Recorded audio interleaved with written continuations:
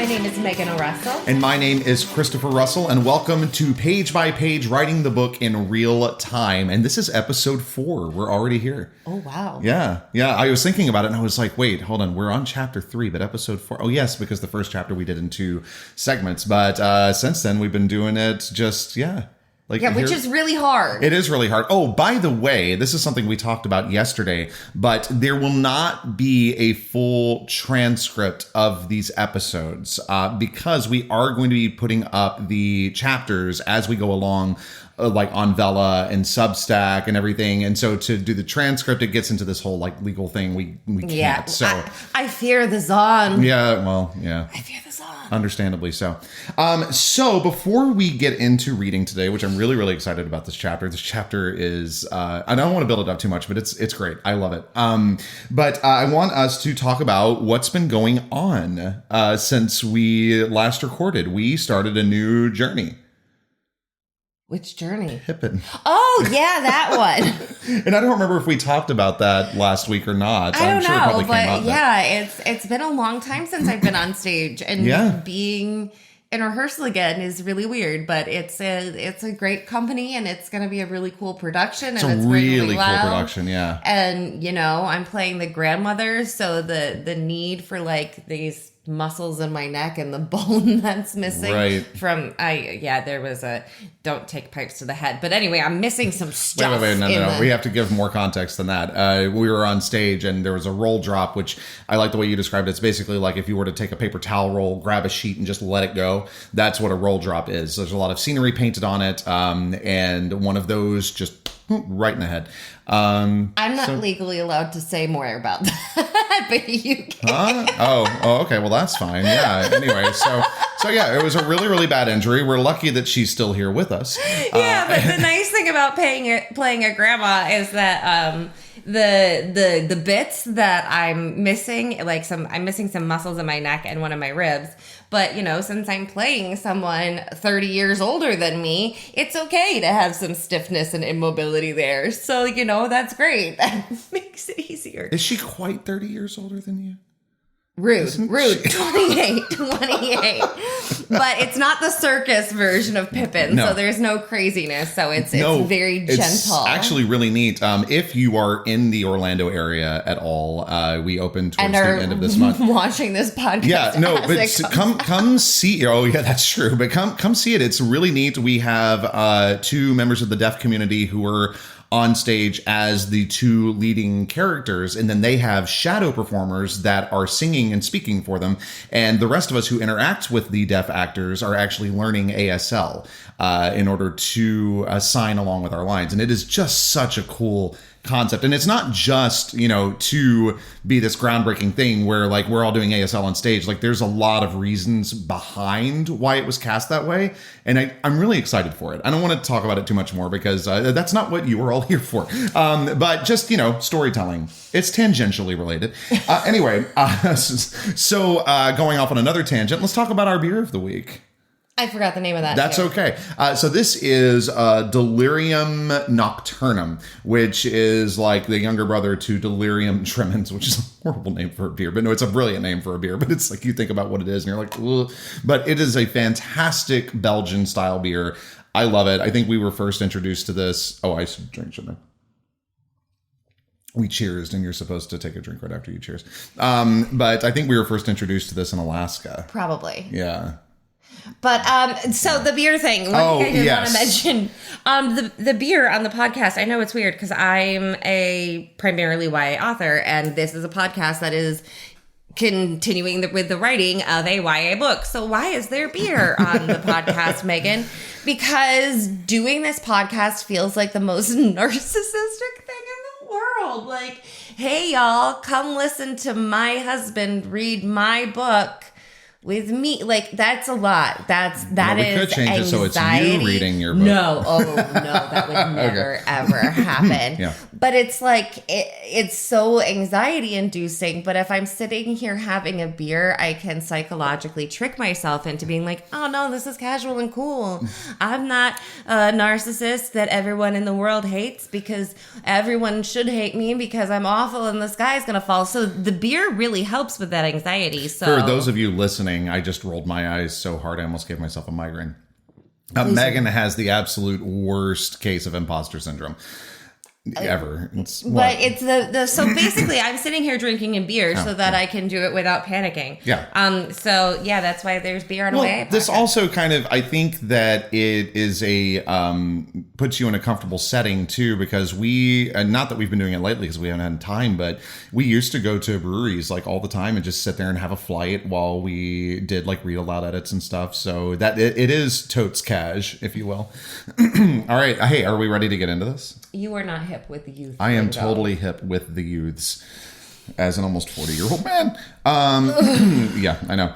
All right, so let us start chapter you have 3. to do the recap. Oh, I do. Also, do we have Why don't I do the previously You do the on previously because on. yours was a little Also, we didn't last discuss this. Do we have a chapter title for this one? week. I Heart Pie. Oh, that's right. This chapter is called I Heart Pie. So previously on Sketchbook of a Wayward Seer, on Ella Day's first day of school, she had a vision of her math teacher collapsing and his heart stopping.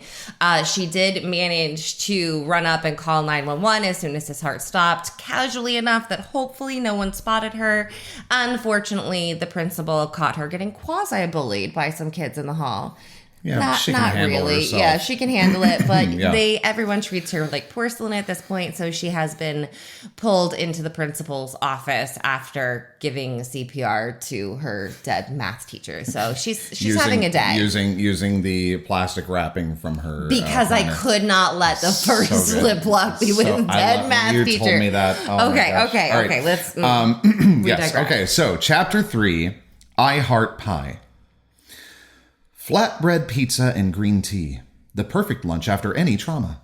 Yum yum. Such a treat. How lucky. Yay, survival.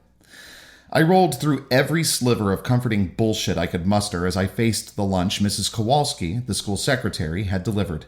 And she hadn't run to the cafeteria to grab a tray of overbaked meatloaf like a normal person. No, Mrs. Kowalski had arranged for food from what passed as Laureldale's chic coffee shop. She'd spoken in a soothing voice as she'd opened the takeout container for me, making sure the pizza had cooled enough for safe consumption, stopping just short of tucking a napkin on my lap before creeping away, leaving me to wait in Principal Harrison's office alone. Eat the food, Ella. I went through the whole cup of green tea, forcing down half a piece of pizza. You can't afford to fall apart, so get your shit together. Finish the pizza, smile, show gratitude. Sorry, I gotta put a note in there because that actually makes me think of something. Sorry. I just, in the last second, was like, yes, we're going to talk about that later. Finish the pizza, smile, show gratitude. You'll understand why. I couldn't make my body obey the list. I couldn't convince myself it was worth the effort. A normal high schooler would stare at their principal's desk for an hour, too numb to do anything but feed a seething hatred for the furniture's cheap chipping wood. A normal high schooler would forget they were supposed to be listening when the principal asked if they wanted to be picked up by their guardian to try for a fresh first day of school tomorrow. I stumbled out of normal stress responses when Principal Harrison passed me the phone to talk to Kate. Oh, hun. I heard Kate's bracing breath, even through the school's crappy landline. On a 10 scale, how worried should I be? A complicated question. For Corpse Carver's revival? Assuming Carver hadn't been a serial killer or some other horrible, murdery thing that made the world a darker place every time he breathed, meaning we actually wanted him alive, panicking about his survival could hit a 5. For calling attention to myself while potentially endangering the secrecy of the Etherians? Bump that up to an 8 on the worry scale. For my will to do anything but curl up under Harrison's crappily built desk and huddle in the dark for as long as I could hide there? Give it a 0. I'd already tipped into the curling up in a ball is all I want phase. No point in fussing over milk that already spilled on the floor and spoiled into a reeking unsalvageable mess. Ella, Kate said. Pie, I said. Pie, Kate said. 3.14 out of 10, I said. A pie's worth of worried. Sorry, bad joke. It was the math teacher that dropped. Dropped? Kate's voice had the same kind of warning Gran's used to have. You're not supposed to be this used to dead people, Ella. He fell so fast. I looped back around. He didn't ask for help or scream. He was writing out equations and just dropped. Harrison leaned forward in his seat, lacing his fingers together on his desk. Do I need to put in any calls? Kate asked. Calls. Code for do I need to A, put in a call to the therapist's emergency line, or B, call in a shit ton of favors to save you from the nastier and or deadlier consequences of being outed as a seer? No, I said, embracing the vague sense that I wasn't lying. But if I suddenly have a massive mental block when it comes to any kind of math, I'd like to request leniency in advance. Kate gave a faint huff of a laugh, too soft for anyone listening in to mistake as disregard for Carver's death, loud enough for me to know she'd moved out of panic mode. If you need anything, call, she said. If you need to come home early, you can. I dug my heels into the floor, like that could squash the feeling that running might be the best choice. Tomorrow will be easier if I stick it out today. My legs shook as I dug my heels in harder. I want to stay. If you're sure, Kate said. Can you give the phone back to Principal Harrison? I kept the phone pressed to my ear, waiting for the kind of goodbye I still hadn't gotten used to not hearing. It was like the absence of sound had somehow gained an echo in my mind, reverberating around the edges of the missing words. I love you. I'm disappointed in you. Your mom and I will deal with this when you come home. I passed the phone to Harrison. The echoing gained a clang that shook apart all pretense of calm reason as more empty places punched their way into my thoughts. A void where Gran should have been, like my tether in a storm and avenging angel all at once. Mom and Dad should have warned me not to rely on one person so much, but they hadn't even made sure I'd be able to survive without them. The dad-shaped void had ripped away confidence and comfort. Mom had stolen humor and courage and meaning and peace. The tattered bits of me the three of them had left behind weren't enough to make a whole person, only a shredded, hopeless mess.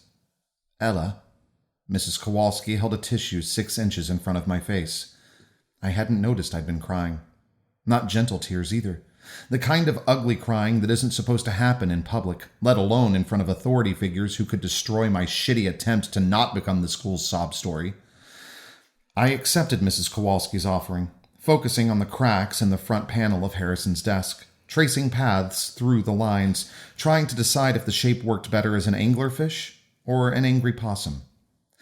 The soft rustle of Mrs. Kowalski bustling back to her desk filled the silence after Harrison hung up the phone. He laced his fingers together on his desk again, waiting until Mrs. Kowalski had returned to give me a whole tissue box before he actually spoke. I have 3 degrees that were supposed to prepare me for this job, Harrison said, and I can't come up with a single useful thing to say right now. Wisdom can't be taught, I said. Harrison frowned, like he wasn't sure if I'd insulted him, and, if I had, what the hell he could do about it. There isn't a useful thing to say. There isn't anything useful to say. I grabbed another tissue from the box, pressing it under my eyes to stop up the tear remnants. Wow, I'm doing well. Lord. Okay. Harrison frowned, like he wasn't sure if I'd insulted him, and, if I had, what the hell he could do about it. There isn't anything useful to say.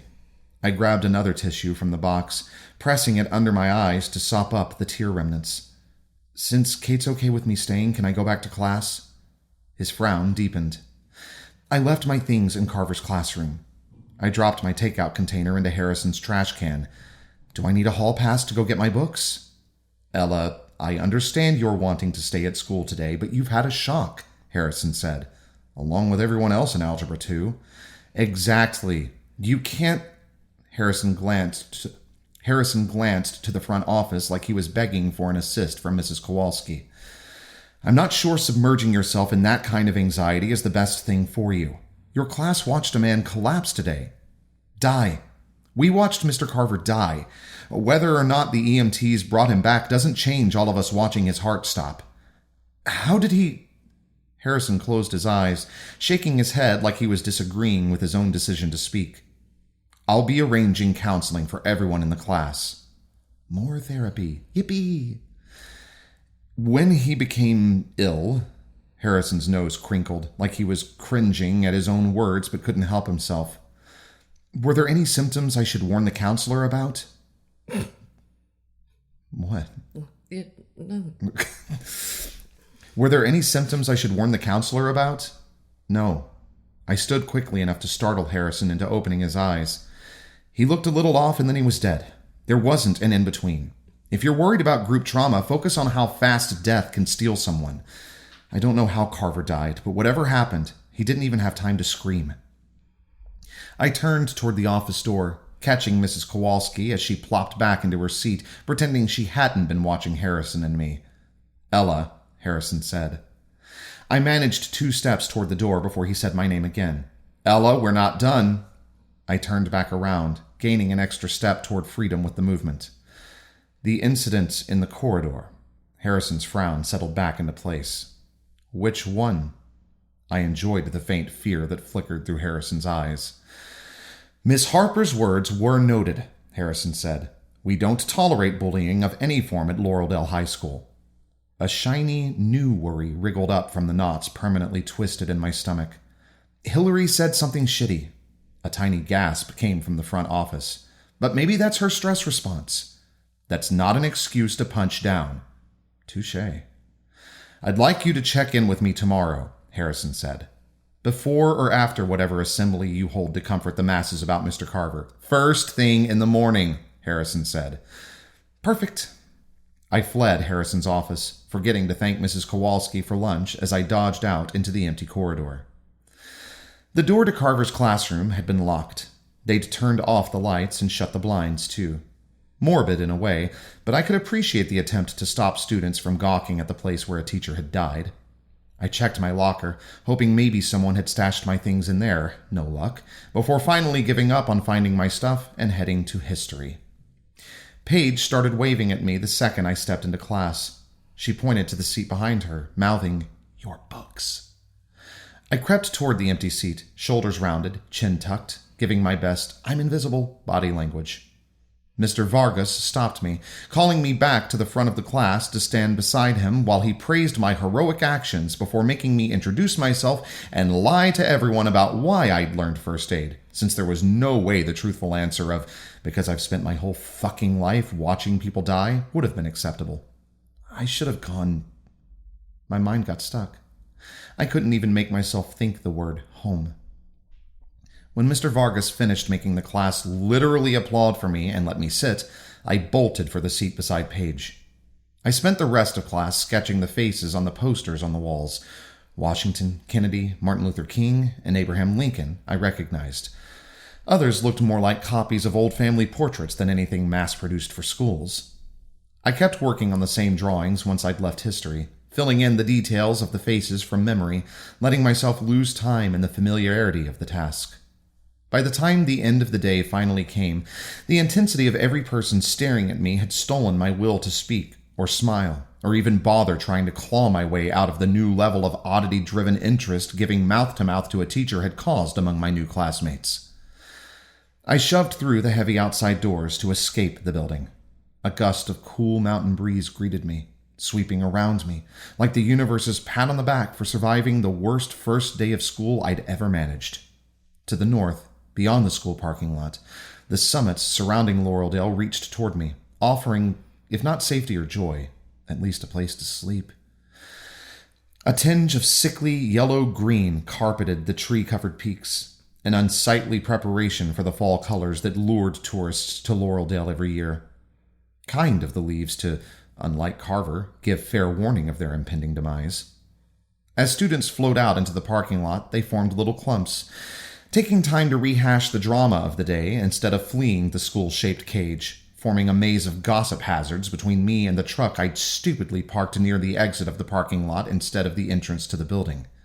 Power through, make it back to Kate's. Chin level and eyes front, I cut across the lot. The tones of the voices changed as I passed, most dropping to whispers, a few punching out choice words like lures hurled to drag me into conversation. Not even an actual student. A boy raised his voice as I neared his gaggle. A ringer, brought in by the... Sorry, dude. Actually have to pass junior year, not a spy. She got Haley and Sydney swiping at each other in less than a day. The girl laughed as she spoke, like Sydney versus Haley wasn't a new joke. Good to know. Not interesting enough to make me stop and ask for details on their spatting history. A larger group came into view. I veered left, away from the truck, cutting a wide path around the harpy and her I veered left, away from the truck, cutting a wide path around the harpy and her cohort. I say cohort for the gathering instead of the traditional scream, since, as far as I could tell, and I really fucking hoped I was right, only one of the girls was an actual harpy. Could just ask her. I caught the tail end of a boy's words as I approached. I cut between two cars, dodging away before anyone tried to ask me anything. Hell of a way to make a reputation. I cringed, wishing I could turn around and shout at the guy who'd spoken, fully aware that the best I'd be able to manage was a solid, "You don't have to be right," in that tone. It's not like I wanted to breathe into a dead dude's mouth today, which didn't seem worth the effort as I dodged across the last row to the truck. "Ella." I spun toward the too close voice, recognizing the boy a second too late to stop myself from swinging my textbook for his head. "Ella." Jason lunged out of view, dodging the... What? Oh. What? Should we go asterisk, asterisk, asterisk? Maybe. Okay, sorry. So what I just read was, I spun toward the too close voice, recognizing the boy a second too late to stop myself from swinging my textbook for his head. Wait, can I do the asterisk? Go ahead.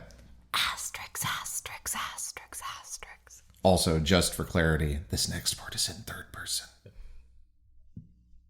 Ooh. Thank you.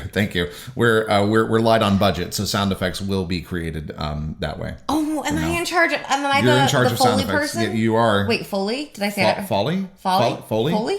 The ones who go clink, clink, clink, clink, clink with the footsteps? Am I the clink? Sure, you can be the clink. Okay. Yeah, right, great. Okay, Awesome. well, right now we're just asterisk, asterisk, asterisk. Okay, continue. Sorry, yeah, I'm checking to make sure we're still recording, and we are. Perfect. Okay, great. "Ella." Jason lunged out of view, dodging the book Ella swung at his temple. "Sorry, I needed to catch you before you left." "Why?" She stepped forward, history book still raised like a weapon. "I wanted to thank you for today," he said. "I panicked. You didn't. If you hadn't made me keep going with compressions, Mr. Carver might not have made it." "Made it?" "He's in the ICU, but they got his heart started." "That doesn't..." Ella looked toward the blue truck registered in her name, the movement hiding her face from me. "Shouldn't news like that have gotten around school pretty quick?" "I have sources." Jason leaned forward, his face re-entering the frame. "I can't spread word around, but I'm going to sleep better tonight knowing we at least gave Mr. Carver a fighting chance. I thought knowing might help you too." Ella looked toward him. Her throat bobbed, whether from trying to breathe or swallow I couldn't tell. "Thanks," she said. "Also, phone." Jason paused for a moment, his shoulders shifting as though he were reaching into his pocket. He held a phone out to her. "Andre asked me to make sure you got it back." "Thanks." She fumbled. The phone slid through her fingers. Jason caught it. "You okay?" "Yeah, that was a terrible question." His eyes widened with panic. "Of course you aren't. I'm sorry, I didn't think." "Don't." She grabbed his fingers as she tried to shove the phone back into her hand. "Please don't apologize for saying something normal. Whispers, sympathy, full-on pity, people carefully picking every word, trying not to remind me that my life sucks, that drives me crazy." "I'm sorry." "No, I didn't mean..." She shut her eyes, letting go of Jason's hand, dropping her own out of view. "I can deal with a 'your mom' joke. I can listen to someone talk about their dad. I can even hear the dreaded word 'orphan' without falling apart. I can deal with normal. People treating me like I'm normal would make everything so much easier, because I can't take everyone waiting for me to break. And I know I should be grateful." She opened her eyes. No tears trailed down her cheeks. I was fed pity pizza for lunch, and Paige has been trying to help, and Sydney was trying to stand up for me, and that's more than a lot of people would do for a stranger. But everyone around me is holding their breath, waiting for disaster, and it makes it feel like I'm spending every moment teetering on the edge of an impossible cliff, and I'm just exhausted. Jason frowned, cocking his head, mirroring his chem class confusion. "Thank you for telling me about Carver and for delivering my phone."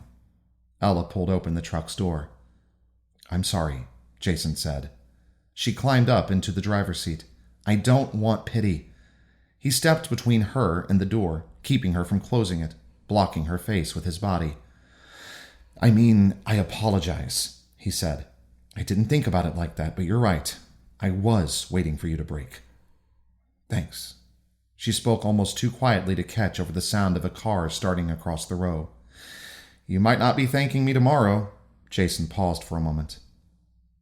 Not going to ask why? Unless you're upping the ante to 2 teachers' hearts stopping tomorrow, I think I can handle it. Nope. Teachers getting rushed to the hospital is definitely not normal. His body shifted as though he were bouncing on his toes. You asked for normal. What does that mean? You can handle it. He shrugged and backed away, clearing my view of her face.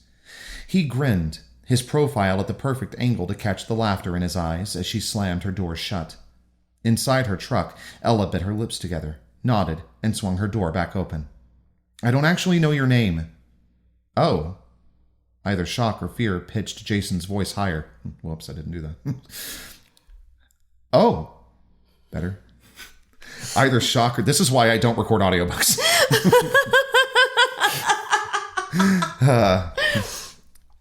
Oh. Either shock or fear pitched Jason's voice higher. He'd backed out of frame again. He sounds like he's been goosed by a ghost. Do it again. Ghost goose. Oh! There we go. Little king candy for you. Either shock or fear pitched Jason's voice higher. He'd backed out of frame again, so I couldn't tell which, not without a second angle capturing his face.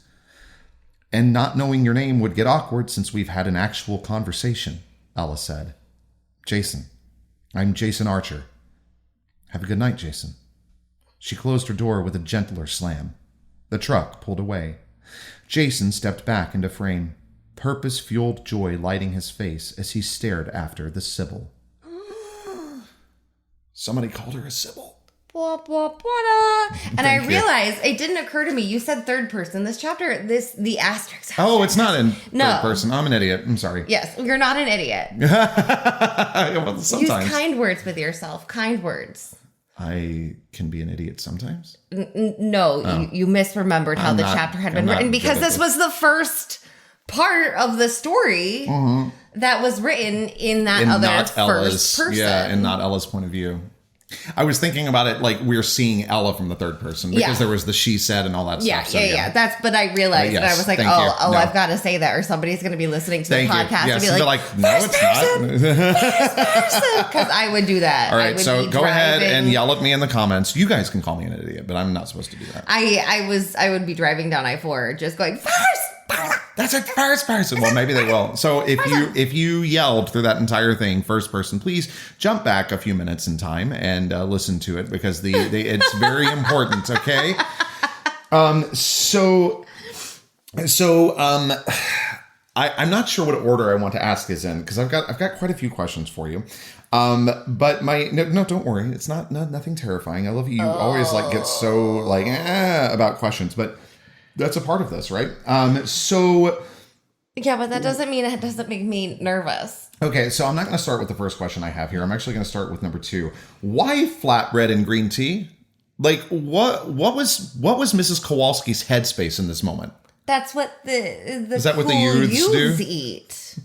So does she have a child or something or she just sees them at the or hears them talking? It's that's what at the cool coffee shop in town they have that green tea and those flatbreads. So she has no idea if that's what teens like at all. No, but they have that at that place where the youths go.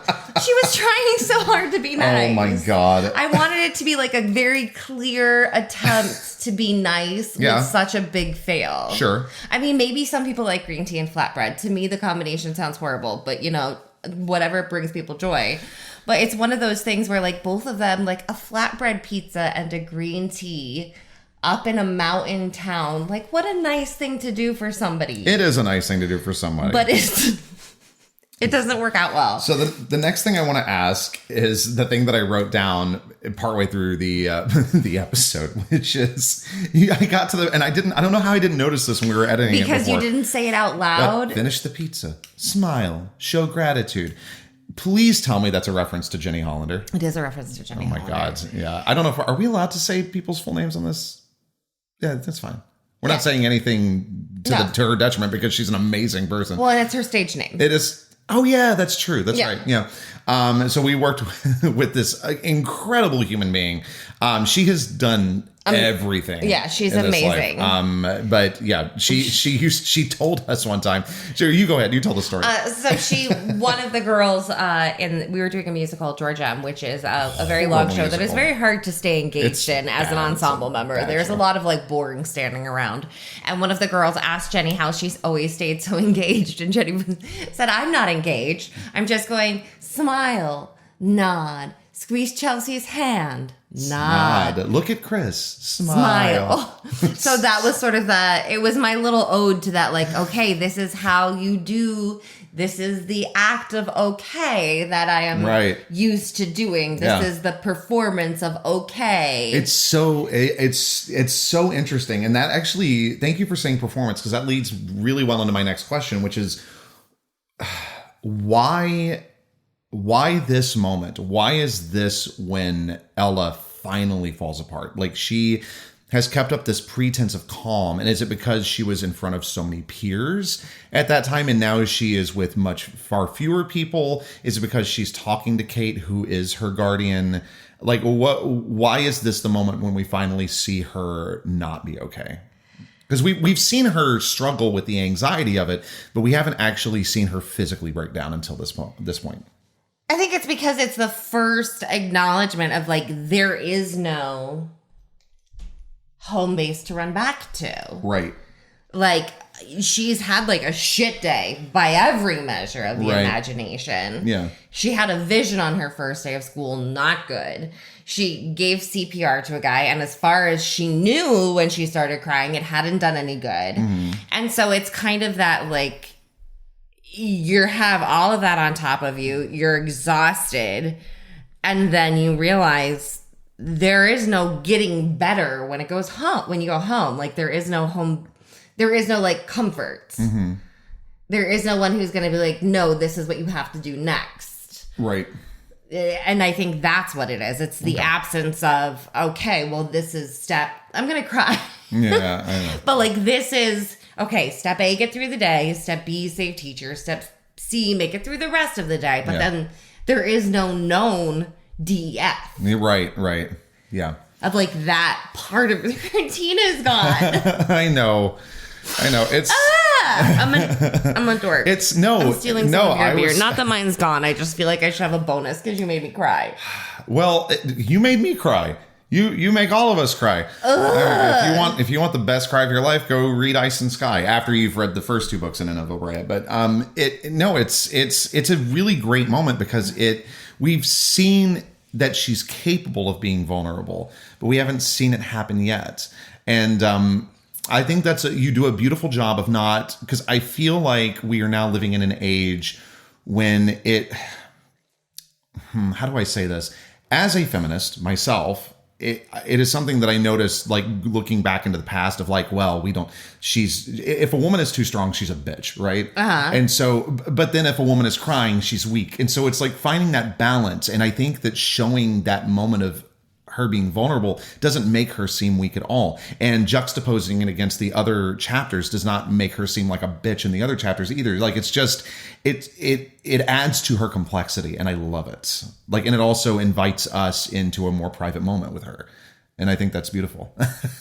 And yeah, it also made me cry. I didn't quite have the visceral reaction that you do to it for reasons that I've already discussed with you that we don't need to talk about on this podcast. Well, no, I was fine until you started asking me why. Sorry. Okay, all right. Well, let's move on to something that is completely different. So I was thinking about this and I was writing down questions and I was like, the math teacher, you killed the math teacher. Is it because you hate math? Because you have this hatred of mathematics, which is so funny because not that this is important to know, and I'm not going to use the G word because you hate that word, but you were always brilliant at math, not with necessarily easy math like I am, like I can do arithmetic off the top of my head, but you were good at rocket science level math. When I first met you at the age of 18, you were doing differential equations. That's not rocket science. You told me it was rocket science. No, I said it leans in that, like, that's like the thing. It's like this. Good Lord. All right, like so we're getting off topic. Yeah, no, I get you. And then it goes like, no, it's like a kernel. But is that why you chose the math teacher to kill? No. Uh-huh. No, for the record, I do not believe differential equations is rocket science. I'm being misquoted. I love how you're saying that in case we've got any math professors listening. I don't want people to think I'm cocky. I can say cocky because it has a Y on the end. But just roll my eyes. No, I killed the math teacher. Well, for the pie joke. No, not for the pie joke. Because I didn't want it to be the chemistry teacher. Okay. Or the English teacher or the history teacher. Okay. And the math teacher was the next on the list that I didn't need alive. So you've just given me more questions. I'm like, why? And it couldn't be the gym teacher. So I kind of went down the list of like, okay. Fascinating. Okay. Who do I not need? So you need all of those other teachers. I don't know. All right, I'm interested. So, see, I'm learning stuff along with the rest of you. He was a sacrificial lamb of like, This is the one that I can. For those of you listening, we just cut part of the podcast because the author decided I can't say what I was just. No, you cannot say that on this podcast. But no, wasn't a bad word. He was just next on the. It was next on the list. Okay, he was the one that made sense. All right. Yes. That's fine. All right, I buy that. Okay, so now I want to move into a little bit more of the writery stuff. Like all of this is meant to be for both readers and writers alike, and writers who are readers who are writers. But this, I think we're getting more into like how you are approaching these scenes and how you're approaching the character development. Starting with the parking area. I thought it was such a neat little detail that she had parked away from the entrance of the school and now is wishing that she had parked near it. So that just says to me that she really doesn't want to have any encounters at all. It's like, I'm going to park far away so that nobody sees me parking and I can just walk to school in peace. But then regrets that at the end of the day. When did you make that decision that she parked far away? Well, no, she didn't park far away. She parked close to the exit. So in case of emergency, she wouldn't be on the back end of a traffic jam getting out. What emergency would there be? Oh, is it because she lost her family? Well, no, it's just like if you are gonna have to escape, you want to be by the exit. You can run to your car, but there's gonna be other cars in the way. You know what that sounds like to me? You saying that is how you were so insistent on us keeping our own car when we were living in Manhattan. Not in Manhattan, we were living in the Bronx, but you were like, we have to keep our car in case of emergency.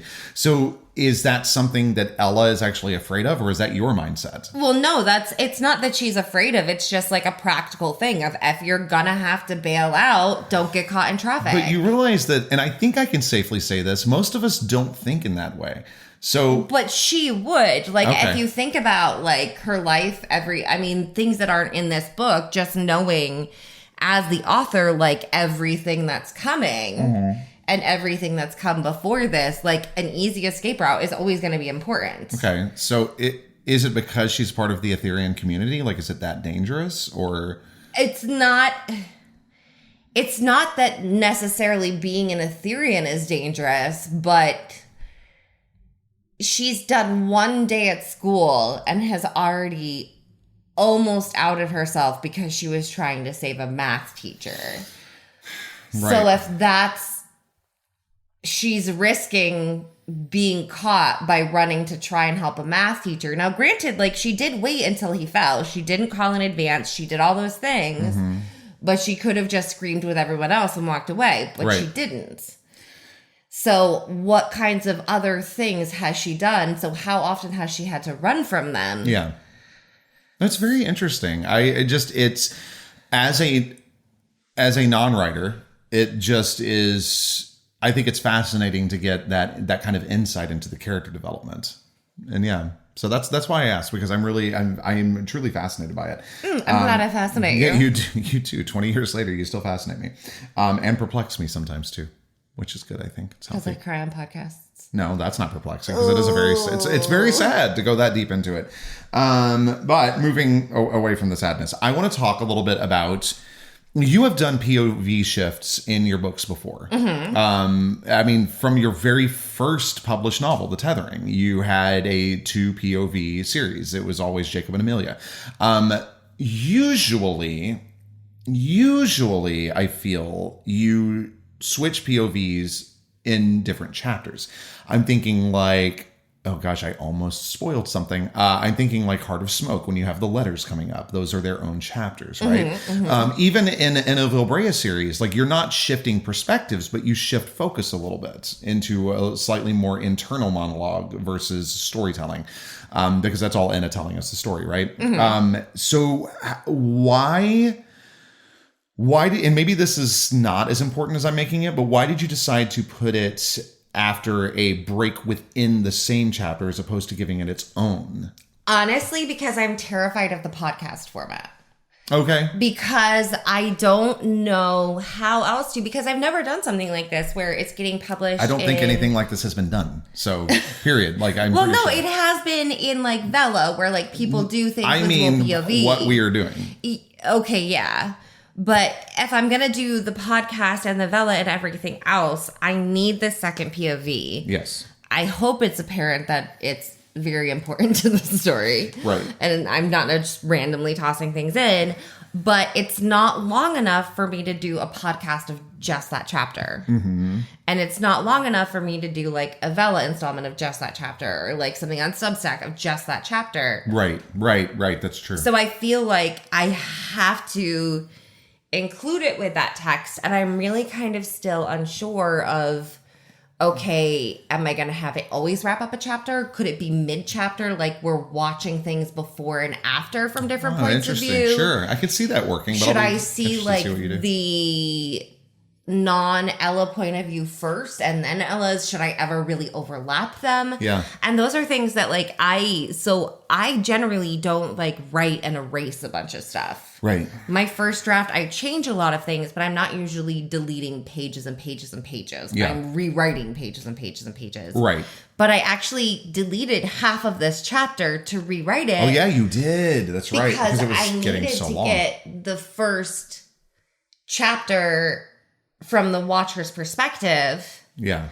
And I couldn't fit it in this chapter without changing the end of this chapter and shortening where we first see that watching perspective. Okay. So then that leads me to a question I did not write down, but just as a follow-up to that, what did you do with that information that you cut? Are you using it in another chapter? So some of the information, no. What had been there was an introduction to Kate's house and the Blackwood estate. Wow. So she had gotten up there in this chapter. Okay. But that could not fit in this chapter because it was so far over 3,000 words. It wasn't going to fit on the episode. It was too longer for Vella. So I had to rearrange when we're going to get that information. So I always have a cutscenes file. Okay. And so I took that cut material because Kate's house is still going to be described the same way. So was the drive. So was all that, like that's staying there. It's just when I'm giving that information is different. And I can't actually even give it in the next chapter and keep the next chapter at length. So it might be like chapter 7 in this book before we finally see where it is Ella has been living. But it's just because of this format. Yeah. That's the only place I can put it, okay. Which is completely and utterly terrifying to me, which is another reason why there's beer on the podcast. Yes, and because this gives me a nervous breakdown. Completely and utterly terrifying. You have always struggled with Scrivener, which is a tool that a lot of authors use. Like a lot of authors use Scrivener because they find that it helps them keep their thoughts better organized, I guess. I'm not sure what other reasons they have for it. I don't remember what all was said at the conference the conferences that we've been to. But I know that it is lauded, right, for being this amazing program for authors. You have always struggled with it. So tell us about how you have forced yourself to get good at it with this, right? and why? I took a lot of YouTube tutorials.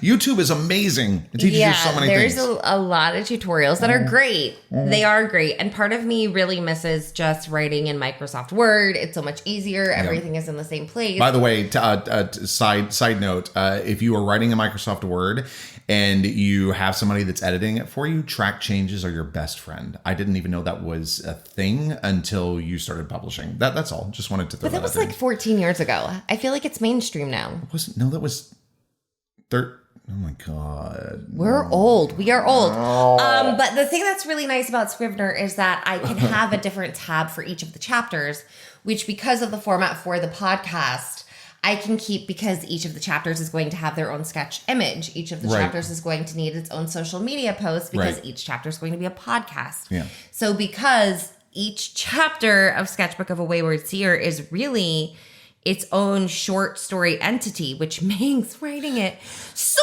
much harder. So stinking much harder. Like, I did not realize, like, I knew that this was going to be a new experience that was going to test me and make me work hard and do things, but I did not realize how tough that part was going to be. Yeah. But it helps me organize that. And also because there is no going back, because we are publishing this chapter by chapter, everyone has to have such a stupidly deep backstory that, like, and not that I'm ever going to publish this genealogy because it's necessary, but there is a character that's not going to be introduced till the end of the second book, and I already know their father's relation to Ella's father. What?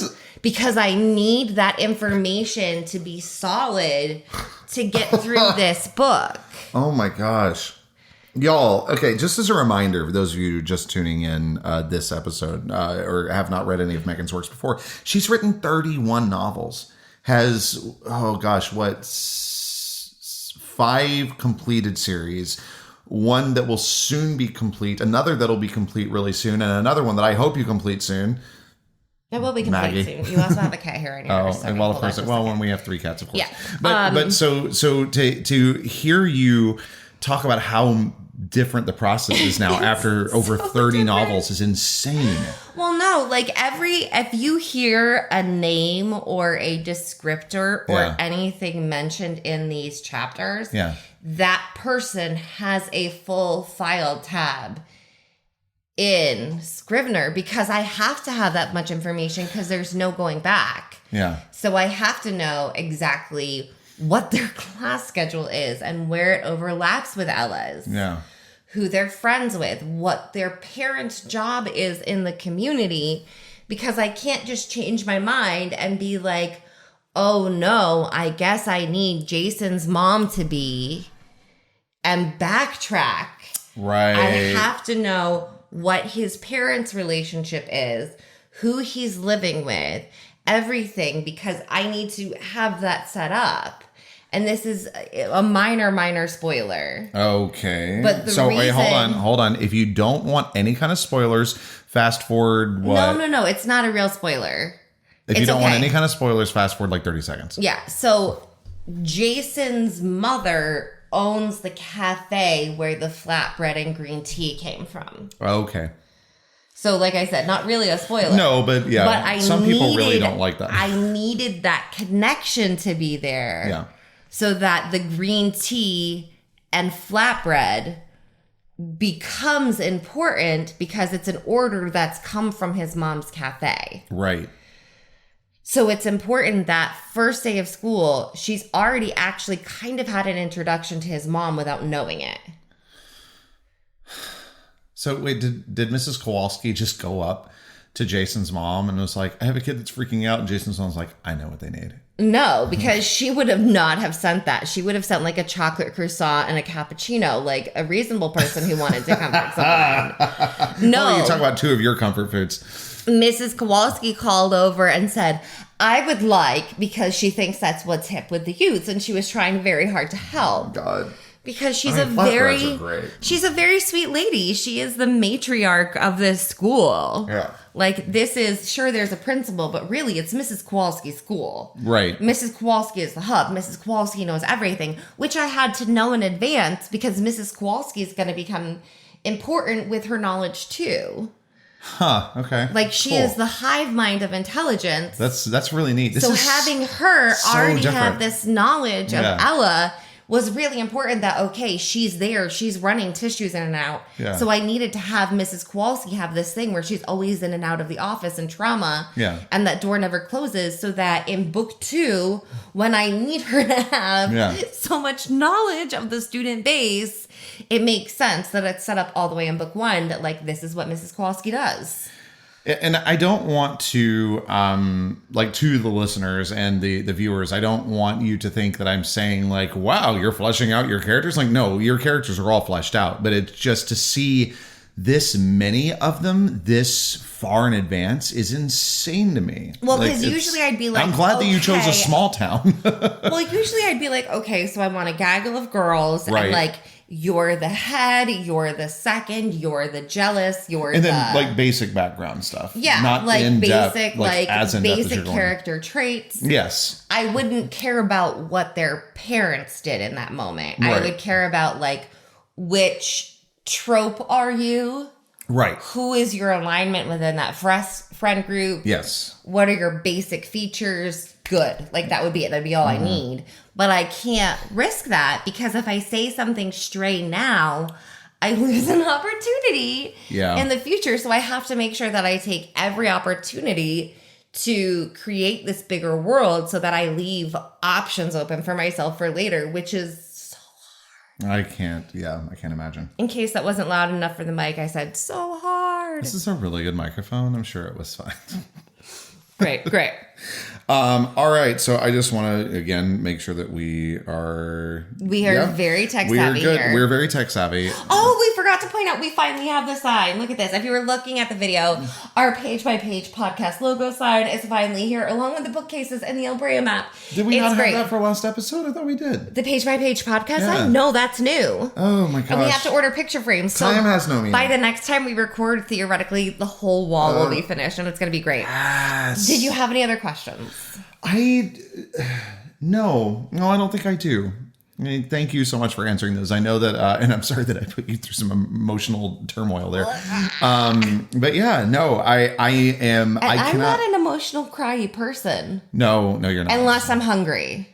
Yeah, I think that's a lot of us, though. Or like exhausted. Yeah, but other than that, I'm as opposed not to hangry, you get Hannicky. Yeah, and then I weep uncontrollably in the kitchen. Speaking of food, what other restaurants, if any, do you have planned right now? Is Jason Mom run like a restaurant empire? No, it is not a restaurant empire. It is so this restaurant is not a chain or anything? No, it's just around the upstate New York there's area? actually a rivalry between the coffee house turned wine and bougie beer bar against the werewolf bar down the road. Uh-oh. Yes. And in the next chapter, maybe you'll figure out what Jason's dad does. Okay, it's not that big a thing, but like you're gonna find out in the next chapter. I know what Jason's dad does, but I won't spoil it. Yeah, it's not a spoiler. It's not a spoiler, but still, I won't, It would just have been an info dump to mention it earlier, and we try to avoid info dumps, even when panicking about trying to flesh out a world in a podcast. Yes, show don't tell. Yeah. To gathering information for the time when it is right. Yes, you're doing a great job. I sound like a pterodactyl. We should have put a pterodactyl. Is that what pterodactyls sound like? I don't know. Apparently they were feathered, so everything we know is wrong. Yeah, I don't. And Pluto wasn't a planet, and whatever. It's fine. All right, now we're getting into how old we, really, it doesn't matter. All right, so that is all the time that we have for this week. If you are watching on YouTube, leave us a comment, a nice comment. Even if you want to just say nice comment, that's great. If you are listening on a podcast platform, please leave us a review. It really helps get the word about the podcast out. And or a star, or a like. Or a star, yeah. I mean, hopefully more than one star. But be honest with your reviews. I don't like people who are dishonest with their reviews. You have to be honest with yourself too. Yeah. And make sure you join us next time, because in next week's chapter, she's not talking to Jason. I don't know what that means. Is she talking to Kate? No. Oh, you mean boys? Oh. Oh, okay. What's going to happen? I'm excited. I actually already know, but it's fine. How dare. I do. All right. Well, thank you for joining us for this week's Page by Page podcast. Yep. I am Megan O'Russell. And I am Christopher Russell. And as always, thank you for reading.